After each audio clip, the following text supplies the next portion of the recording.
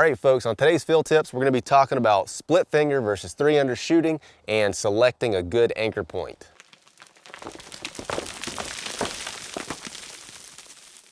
We're going to start by talking about anchor point because this is something that you're going to have nailed down if you want to develop a consistent and accurate bow shot. Now, this is something that I get asked pretty regularly is where do I anchor? And I'm happy to tell people, but me telling you where I anchor really isn't going to do you a whole lot of good because I'm shaped differently. I've got long arms.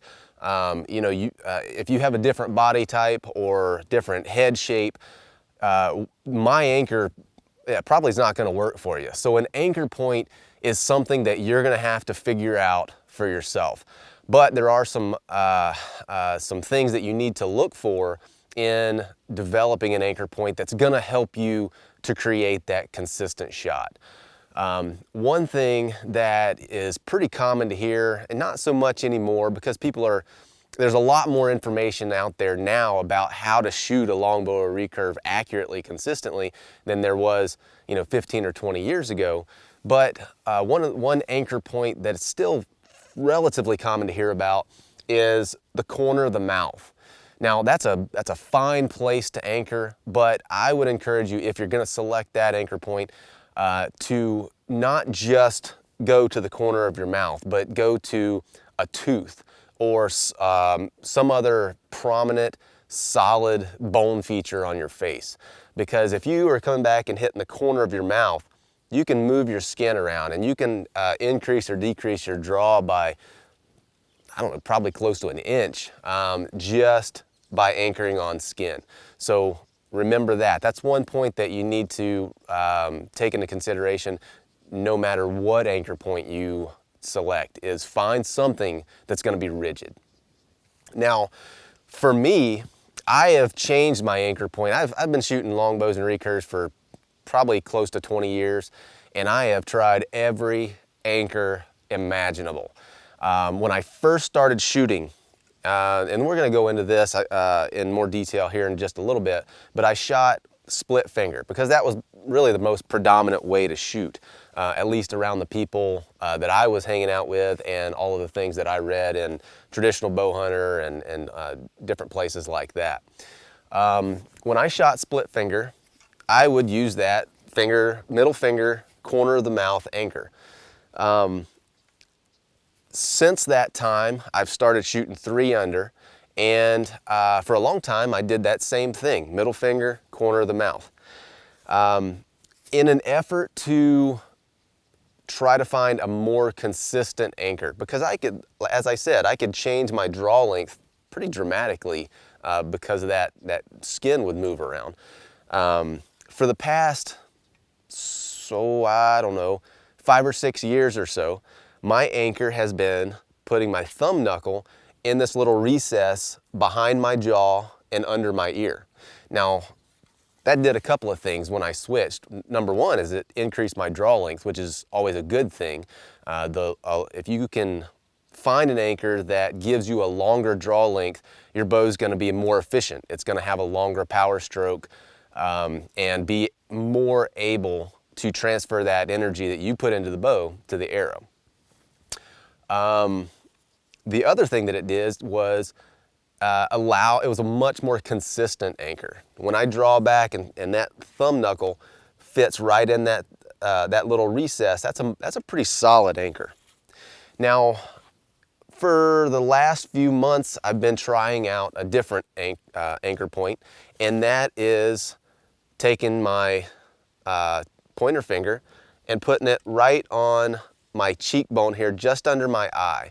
Now that anchor, it's not as solid as the thumb knuckle in the back of my jaw, but what it does is decrease my gap because I am an aimer. People give me crap about that all the time, but I am an aimer, and anytime anybody wants to challenge me to a shooting contest that gives me crap, come on, let's go and see who shoots a 3D course better.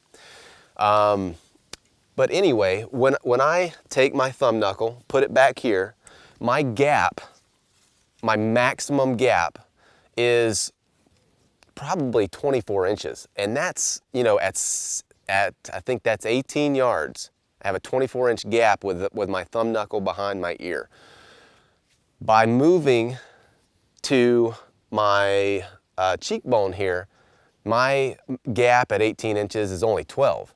And so that's a much more manageable way to aim, because on a 3D target or a live animal like this, at 18 yards, I can put my tip right about here to hit right in the 10 ring. Now, with a different anchor point, moving it lower down, you're gonna increase that launch angle of the arrow. My point was way on down here by the feet. And so, you know, when you're concentrating on this point, but you're also taking into consideration that your tip is way down there, it's just not as easy to be consistent with your aiming. And I can actually shoot better at distance, so 35, 40 yards with my original anchor, which was the thumb knuckle down here, than I could close, because I was getting closer to my point on distance. But because I'm a bow hunter and most of my shots are within 20 yards, I want that gap to be as small as possible so I don't have that margin of error when it comes to aiming. And getting into talking about split finger versus 3-under, that's the primary reason I moved from split finger to 3-under, because when you shoot split finger like this, the launch angle of your arrow is pretty dramatic. All right, so I'm gonna draw this bow split finger, and then we're gonna move to 3-under, and then we're gonna move our anchor point. So the first anchor point is gonna be top finger, pointer finger, corner of the mouth. And I want you to notice how this nock changes in relation to my eye. And keep in mind that the closer you can get this nock to your eye, the closer your point on distance is gonna be, and the smaller your maximum gap is gonna be. So split finger, okay? 3-under, again, middle finger, corner of the mouth, okay? Now, we're gonna do that same thing, 3-under, but we're gonna move our anchor up. Okay, now you'll hear my clicker clicking, and people give me crap about that too, but again, anybody wants to shoot the 3D course, just come on. So at this, when I move to my index finger on my cheekbone here, that gives me, you know, a 12-inch gap at 17 yards. Moving to 3-under is gonna help to get that arrow closer up underneath your eye, which is gonna help in the aiming process. And that, in combination with a high anchor, can really shrink those gaps a lot.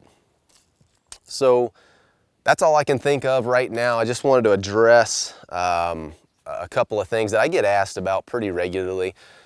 So if you guys have any other questions, got a mosquito. If you guys have any other questions about, you know, developing a good and consistent archery shot, just leave them in the comments and let me know, and I'll try to build a video around that. But one update I wanted to give you, it's hunting season's just around the corner. I'm gonna be doing a series of videos here over the next couple of weeks that is detailing the gear that I use for my Western hunts. And we're gonna be giving away some really high-end gear. So stay tuned to both the YouTube channel and Instagram for details on how you can get entered to win some pretty awesome gear. So with that, we'll see you next time, and shoot straight.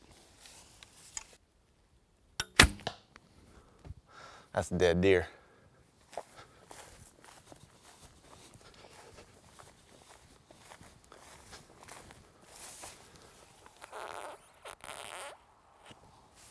Dead on his feet.